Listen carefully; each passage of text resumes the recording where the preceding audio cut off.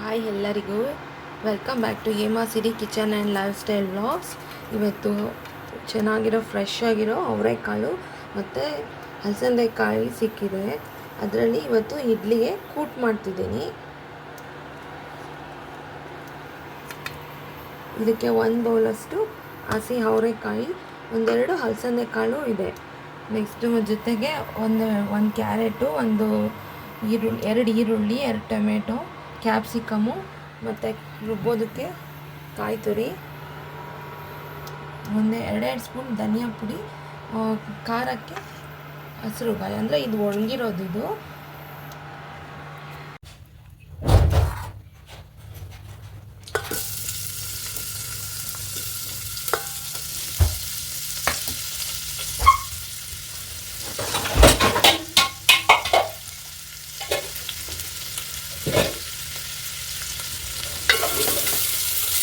ಎಣ್ಣೆ ಕಾದಿದೆ. ನಾನು ಫಸ್ಟ್ಗೆ ಈರುಳ್ಳಿ ಹಾಕ್ಕೊಂಡಿದ್ದೀನಿ.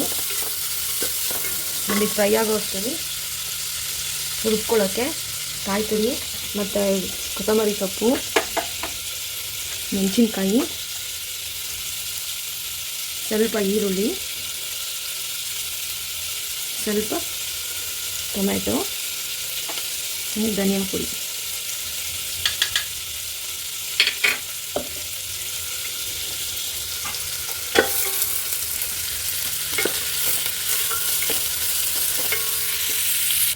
ಇವಾಗ ಕಾಳುಗಳನ್ನೆಲ್ಲ ತೊಳ್ಕೊಂಡು ಹಾಕಬೇಕು.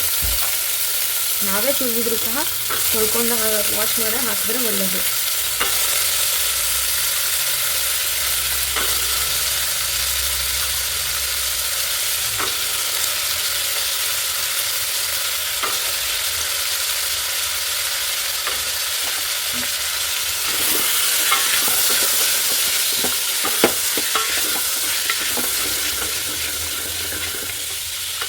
ಚೆನ್ನಾಗಿ ಬಾಡಬೇಕು.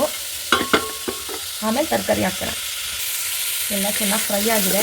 ಇವಾಗ ತರಕಾರಿ ಹಾಕೋಣ. ಒಂದೊಂದೇ ಕ್ಯಾಪ್ಸಿಕಮ್ಮು, ಬೇರೆ ಇನ್ಯಾವ ತರಕಾರಿ ಇದ್ರೂ ಹಾಕೋಬೋದು. ನಾನು ಕ್ಯಾಪ್ಸಿಕಮ್ಮು ಮತ್ತು ಕ್ಯಾರೆಟ್ ಹಾಕಿದ್ದೀನಿ. ಮತ್ತು ಒಂದು ಆಲೂಗಡ್ಡೆ ಹಾಕಿದ್ದೀನಿ. ಬದನೆಕಾಯಿ ಇದ್ರೂ ಹಾಕ್ಕೊಂಡು ಇನ್ನೂ ರುಚಿ ಚೆನ್ನಾಗಿರುತ್ತೆ.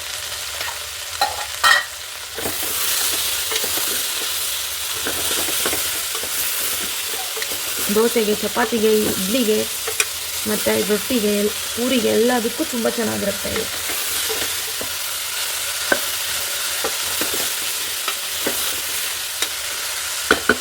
ಸ್ವಲ್ಪ ಫ್ರೈ ಆಗಬೇಕು. ಆಮೇಲೆ ಟೊಮೆಟೊ ಹಣ್ಣು ಹಾಕ್ಕೊತೀನಿ.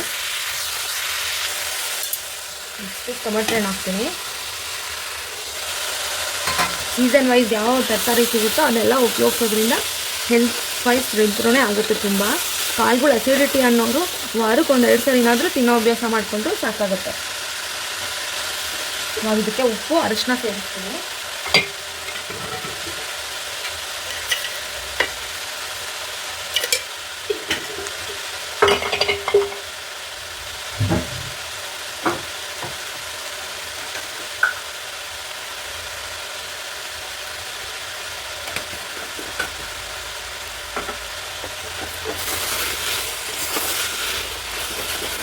ನೀರು ಹಾಕ್ಬಿಟ್ಟು ಒಂದು 3 to 4 ಟೈಮ್ಸ್ ಕೂಗಿಸ್ಬೇಕಾಗುತ್ತೆ. ಯಾಕೆಂದರೆ ಕಾಳುಗಳು ಬೇಯಬೇಕಲ್ಲ, ಅದಕ್ಕೆ.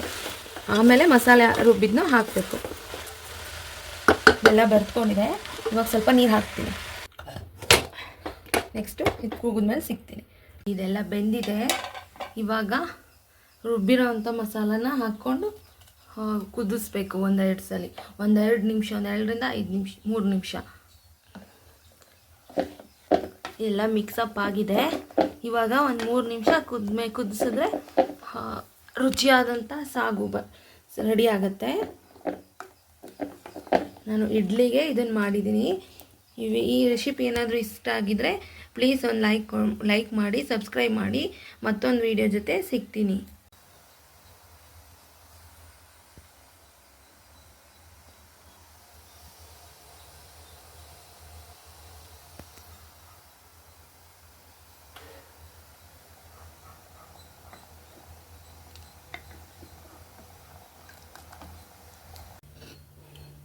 ಸಾಗು ರೆಡಿಯಾಗಿದೆ.